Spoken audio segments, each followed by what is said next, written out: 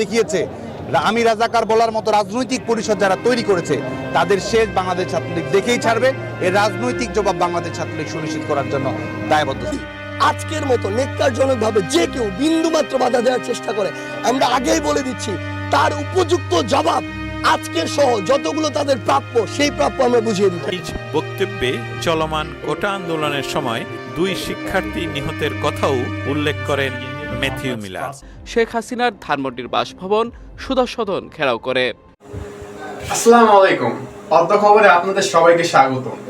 আজ পাল্টাপাল্টি কর্মসূচি ঘোষণা দিয়েছে বৈষম্য বিরোধী ছাত্র আন্দোলন ও ছাত্রলীগ কর্মসংস্কার আন্দোলনে যারা রাজাকার স্লোগান দিচ্ছে তাদের শেষ দেখে ছাড়বেন বলে ছাত্রলীগ সভাপতি সাদ্দাম হোসেন। আর আঘাত আসলে অতি আহত ঘোষণা দিয়েছেন বৈষম্য বিরোধী ছাত্র আন্দোলনকারী। বিস্তারিত ভিডিও ফুটেজে দেখে আসি।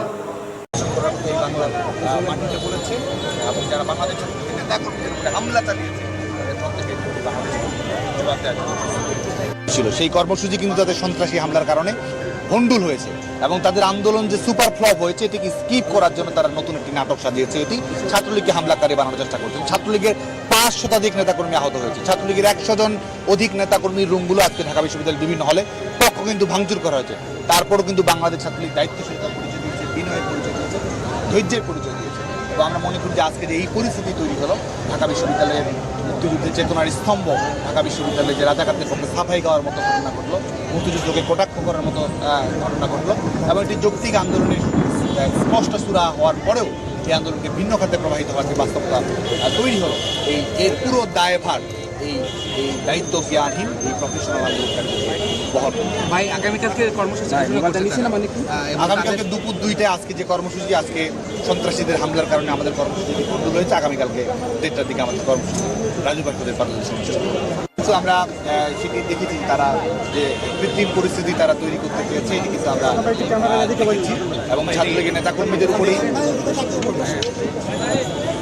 নেতাকর্মীদের উপরে হামলা চালানো হয়েছে। 5 শতাধিক নেতাকর্মী আহত হয়েছে। বাংলাদেশ ছাত্রলীগ ক্যাম্পাসের শান্তিপূর্ণ পরিবেশ, দায়িত্বশীল ছাত্র রাজনীতি নিশ্চিত করার জন্য কাজ করছে। আজকেও কিন্তু এখানে ধৈর্যের পরিচয় দিয়েছে। আমাদের কর্মসূচি ভণ্ডুল হয়েছে, তারপরেও বাংলাদেশ ছাত্রলীগ কিন্তু শান্তিপূর্ণ অবস্থান অব্যাহত রেখেছে। শহীদুল্লাহ হল থেকে শুরু করে বিভিন্ন হলের অভ্যন্তরে বহিরাগত, বিশেষ করে স্বাধীনতা বিরোধীদের এজেন্ট ছাত্র শিবির এবং স্বাধীনতা বিরোধীদের পৃষ্ঠপোষক ছাত্র দলের বিভিন্ন ক্যাডারদের তারা এখানে নিয়ে এসেছে এবং তাদের মাধ্যমে একটা উস্কানিমূলক প্রক্রিয়ার মাধ্যমে ছাত্রদের নেতা কর্মীদের উপর গুলি করা, এই ধরনের ঘটনাগুলো কিন্তু আজকে এই ঢাকা বিশ্ববিদ্যালয় ক্যাম্পাসে ঘটেছে। বাংলাদেশ ছাত্রলীগ যেমন কোটা ইস্যুটি যৌক্তিক সুরাহা করার জন্য ধাপে ধাপে কাজ করছে, শিক্ষার্থীদের মতামত গ্রহণ করছে, ডোর টু ডোর ক্যাম্পেইন করছে এবং একই সঙ্গে বাংলাদেশ ছাত্রলীগ সোচ্চার এবং সচেতন থাকবে যারা শিক্ষার্থীদের যৌক্তিক আন্দোলনকে ভিন্ন খাতে প্রবাহিত করতে চায়।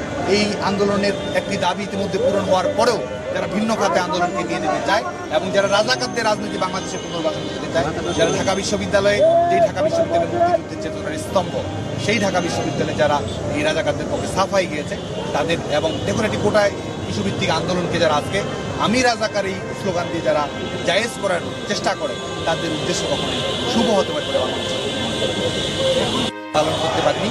এই পরিস্থিতি তৈরি করার কারণে আমাদের মুক্তিযুদ্ধকে কটাক্ষ করা, আমাদের রাজাকারদের পক্ষে সাফাই গাওয়া, এই ইস্যুতে বাংলাদেশ ছাত্রলীগের প্রতিবাদী কর্মসূচি দিয়েছে যেটা আজকে পালন করতে পারেন। আগামীকালকে এই কর্মসূচি আজকের মতো নেককারজনকভাবে যে কেউ বিন্দুমাত্র বাধা দেওয়ার চেষ্টা করে, আমরা আগেই বলে দিচ্ছি তার উপযুক্ত জবাব আজকের সহ যতগুলো তাদের প্রাপ্য সেই প্রাপ্য আমরা বুঝিয়ে দিব।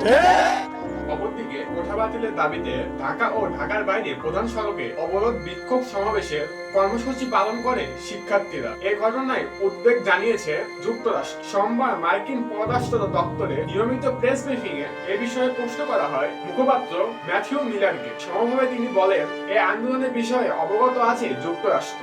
বক্তব্যে চলমান কোটা আন্দোলনের সময় 2 শিক্ষার্থী নিহতের কথাও উল্লেখ করেন ম্যাথিউ মিলার। তবে এ তথ্য তিনি কোথায় পেয়েছেন কিংবা কিভাবে নিশ্চিত হয়েছেন তা জানাননি মার্কিন পররাষ্ট্র দপ্তরের মুখপাত্র। এতক্ষণ আলোচনা করছিলাম কোটা আন্দোলন নিয়ে। আজ আওয়ামী লীগ সভাপতি প্রধানমন্ত্রী শেখ হাসিনা কারাবন্দী দিবস। 2007 সালের 16 জুলাই বঙ্গবন্ধু কন্যা শেখ হাসিনাকে গ্রেফতার করা হয়েছিল। পরে 2008 সালে 11ই জুন দীর্ঘ 11 মাস কারাবন্দী থাকার পর নানা আন্দোলনের পর তৎকালীন সরকার প্রধানমন্ত্রী শেখ হাসিনাকে মুক্তি দিতে বাধ্য হয়। বিস্তারিত ভিডিও ফুটেজে দেখে আসি।